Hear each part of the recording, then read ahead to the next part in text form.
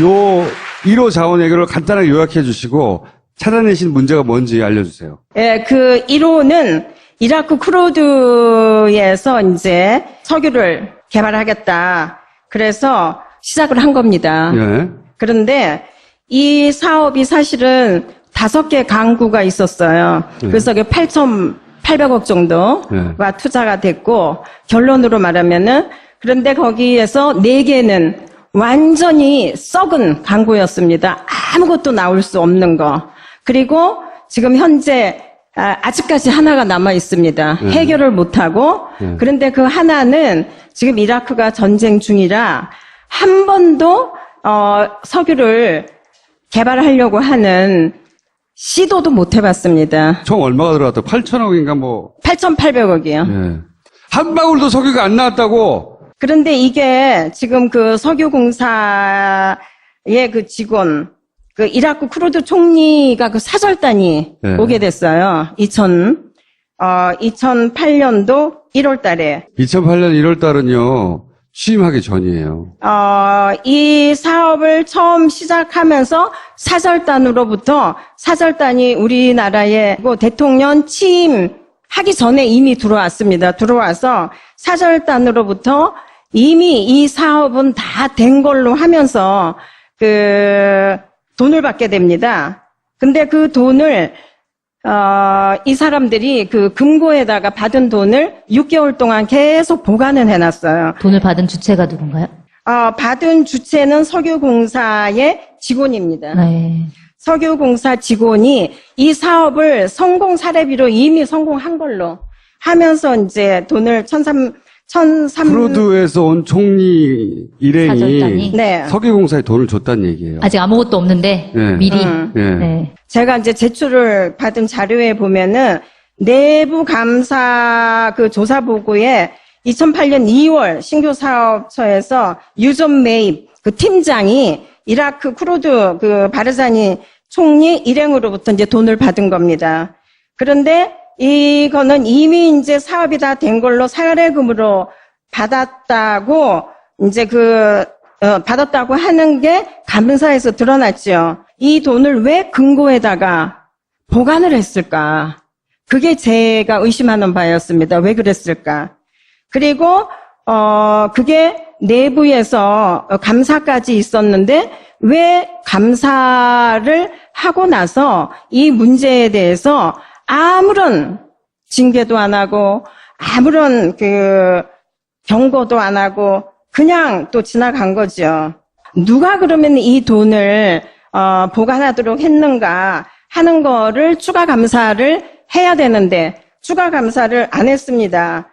그래서 그거를 이제 결론적으로 제가 좀 알아보니까 네. 그런 돈을 받았을 때 신고만 하면 된다라는 내부 규정을 만들어 놨어요. 쿠르드 지역의 총리 일행이 당선인 시절에 이미 와서 사업이 다 됐다고 석유공사 직원들한테 뇌물을 줬어요. 뇌물을 줬는데 직원들은 그걸 개인 금고에 보관하고 있었어요.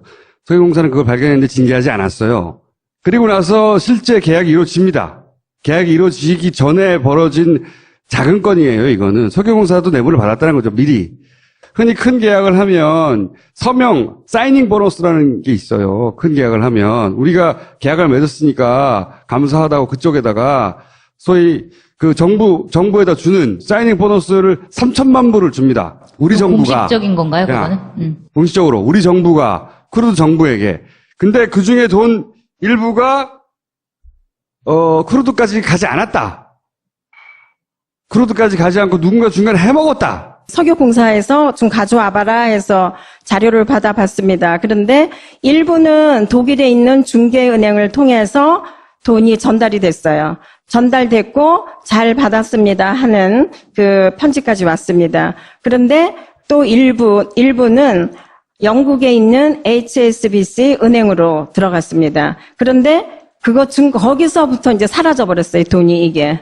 그러면은 독일 중개은행처럼 잘 받았습니다 하고 쿠르드 정부에서 그 영수증과 컨펌하는 편지가 와야 되는데 그 편지를 달라 그랬더니 그 편지가 없다. 그러면은 독일에서는 이런 게 왔는데 왜 HSBC는 이게 안 왔느냐.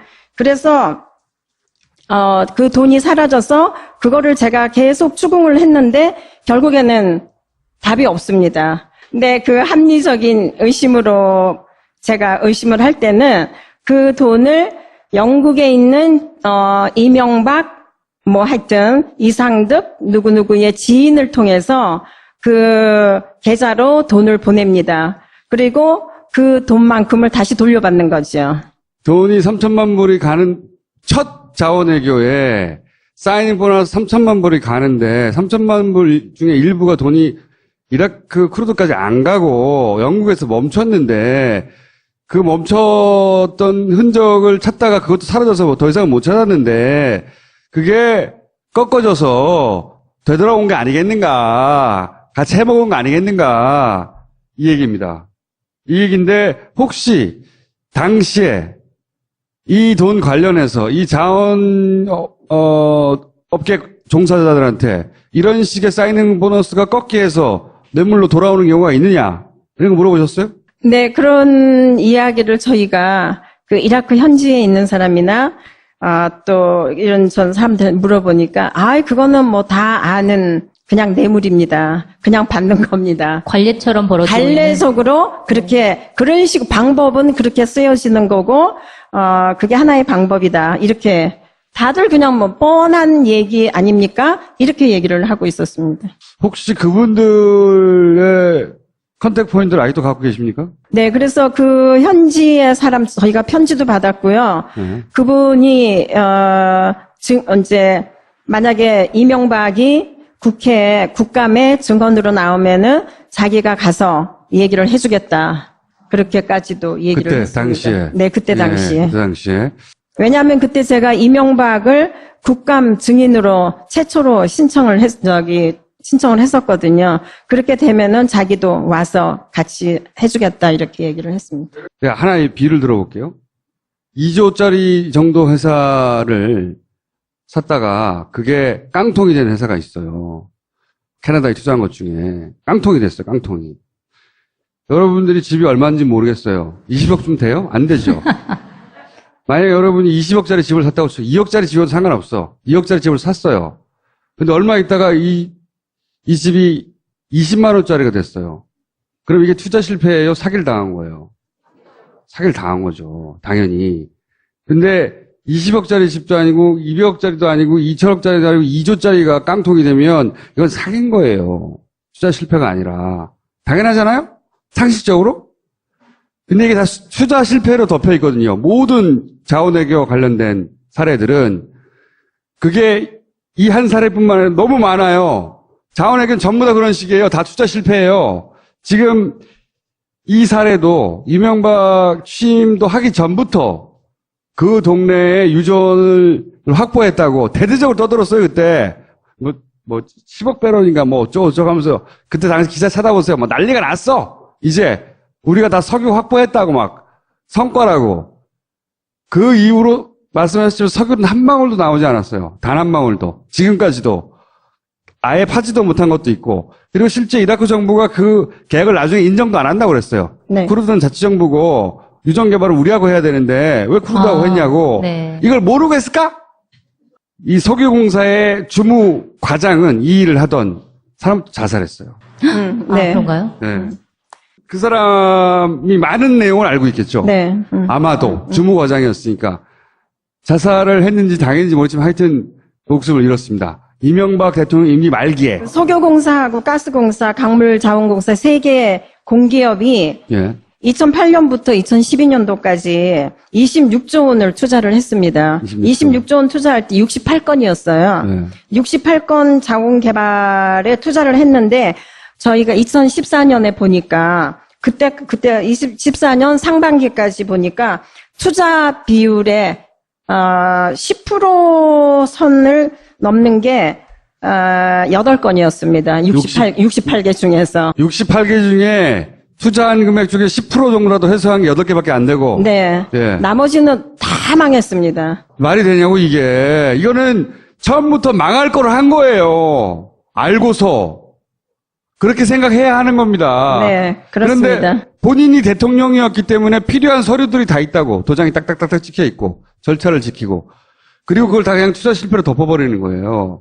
그런데 그 중에 첫 번째 사례를 가지고 문제 삼은 유일한 의원님이거든요. 첫 번째 사례를 가지고 맨 처음부터 그랬다고. 취임하기 전부터. 근데 그거 공개하신 다음에 굉장히 공격받았죠. 네, 공격을 많이 받으셨어요. 쿠르드 정부에서도 무슨 소리냐 우리가 돈 받았다고 했어요. 네, 그래서 그 공격이 이제 우리나라 언론들도 좀 써주기는 했지만은 그래도 공격이 뭐였냐면은 그런 거를 이렇게 발표를 했을 때 쿠르드에서 만약에 이게 성사가 안 되면은 불이익이 생기는데 왜 국가가 해외에 투자를 해서 하려고 하는데 불이익이 나도록 이렇게 이런 것들을 파헤치고 하느냐. 그러면서 이제 상당히 압박을 많이 받았죠. 그때 언론들이 뭐라고 공격했냐면 이 기사도 내가 보기에는 일종의 용역 기사라고 봐요. 뭐라고 그랬냐면 쿠르드 유전 개발이 좌초 위기에 처했다고. 의원님의 문제 제기 때문에 좌초 위기에 처했다고. 좌초는 처음부터 해 있었어. 네. 좌초는 거기서 기름이 안 나오는 데야. 응? 쿠르드 자치정부를 약속해 준 게 미국이에요. 미국이 석유 정유회사하고 같이 들어갔다고요. 맨 처음에.